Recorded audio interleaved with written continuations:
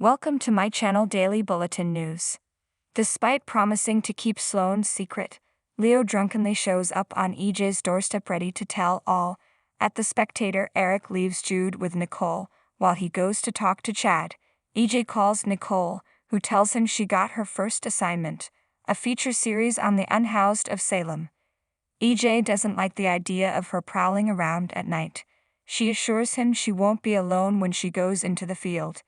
She'll be with a photographer.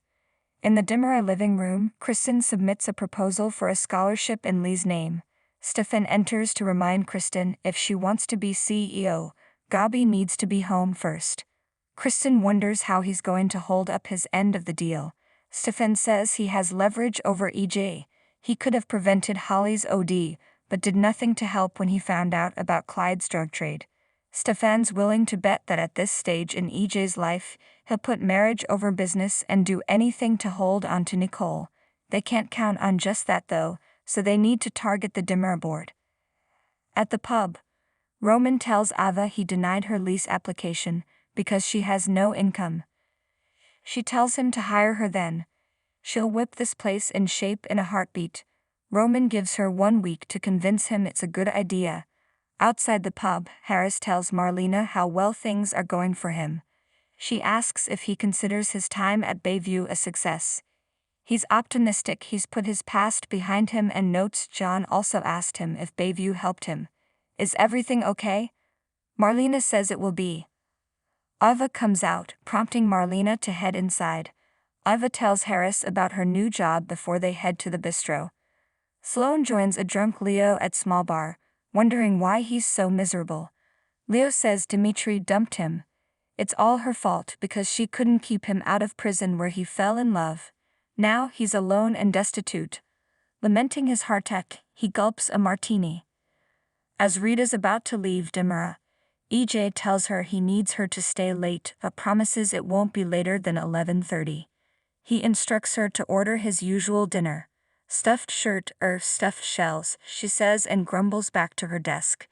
EJ chuckles. With dinner on the way, Rita returns to EJ, who is targeting Titan. She sternly suggests he wait for the board to vote him in as permanent CEO before he explores his imperial ambitions. He counters he needs to strike while the iron's hot and Titan's never been weaker.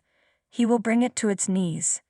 Eric returns to Nicole and Jude at the paper, while leaving a message for Sloan to stop ghosting him.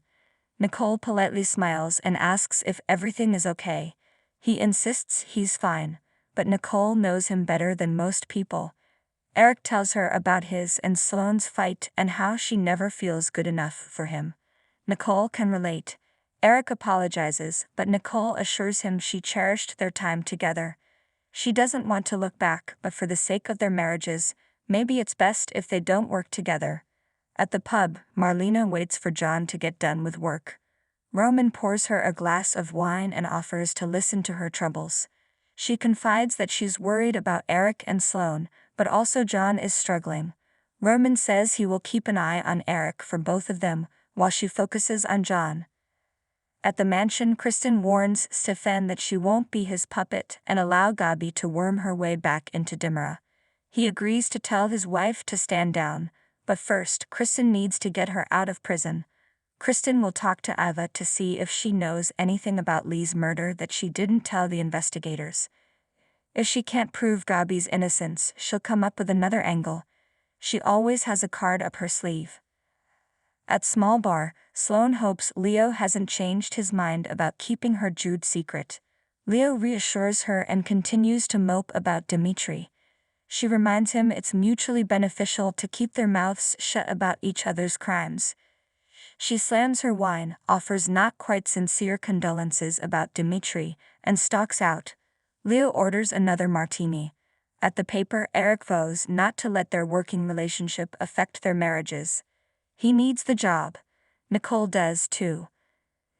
They get to work on their story. In EJ's office, Rita needles him about all he's taking on. Why not colonize the moon too, while he's at it? EJ takes her ribbing in stride, knowing that she's just looking out for him as she did his father. I do miss that old goat, she says wistfully. Drew really appreciates her and is glad she's there. Eva and Harris search the closed bistro, but come up empty again.